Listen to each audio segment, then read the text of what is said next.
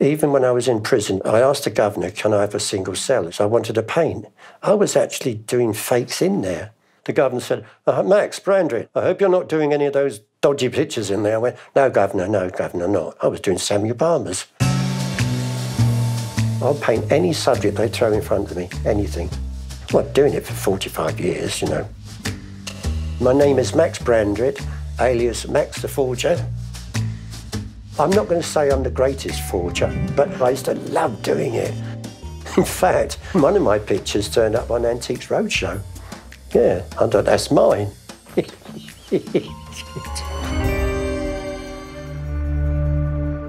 Well, I was born in Brighton, one-bedroom flat. Food was scarce. It was poverty. It was real poverty. In those days, the authorities would just take you away to a home. The first Bernardo's, I arrived in 1955. After the homes, I came to 15 years old and we were allowed out. Unfortunately, my mum was living with not a nice person. He beat me up one night and I decided to do a runner. I got the Evening Standard and it said, men wanted for circus. So I got up to Chip and Norton. There was a guy standing there and he said, what you want, son? I said, any jobs? And he took me in to this tent with 12 elephants all lined up. And he said, do you want to look after these then? I said, yeah, I don't mind. He said, you'll be raking out, you'll be washing them down, and so you'll be sleeping in a corner with the camels. There were some bloody camels in the corner there. Lelia, Mary, Camilla, Susie, Dayla, Dana, Ronnie, Sita, May, Mabel, Jane and Sally. And I did that for 2 years. Then I went to London. I've always painted. I started looking for old canvases. I'd clean them all off, I'd run them right down, prime them. Then I'd think, what shall I do? Picture of George Washington, Nelson, Napoleon, shipping scenes. So I did the whole lot. There was an antique dealer, but he was a con man, asking me, did I do the pictures? He thought they were prints, he thought I'd retouched them. I said, no, I paint them. We teamed up. And he came out and said, look, I think we could do well. I'm going to tell you a little trick that we did. The bead glue comes in dry form. You soak it overnight in cold water. The next morning, you've got a jelly. You put it on the stove, and then it's a liquid. It's like a varnish. So you get your picture, you varnish it over, you go to your heater, and you circulate the painting so the heat goes all over where the varnish is. You can actually hear it cracking. So then you think, right, I've got enough cracks in that. Take it to your tap, wash the bead glue off. You're left with the cracks. Empty your Hoover onto it, rub it in, dust it all off. All your cracks are filled with dirt and black. Old nails back to where they should be. Old varnish on top of that. Under glass, you couldn't tell. Unless it's taken out the frame and goes under X-ray, you couldn't tell. That was it. That's how we used to do it. The buzz in the auction rooms, oh, right turn on, you know. So as soon as we got them in the auction, we would go to the preview. You know that picture's only a week old and it's dated 1790, right? And you listen to the comments. I loved it. I watched it go up and then, yeah, it was great. I used to love the selling side. I got about 10 pictures together, only small ones. Went down to Portobello Road, set up my little pitch. I had a blanket with my pictures on.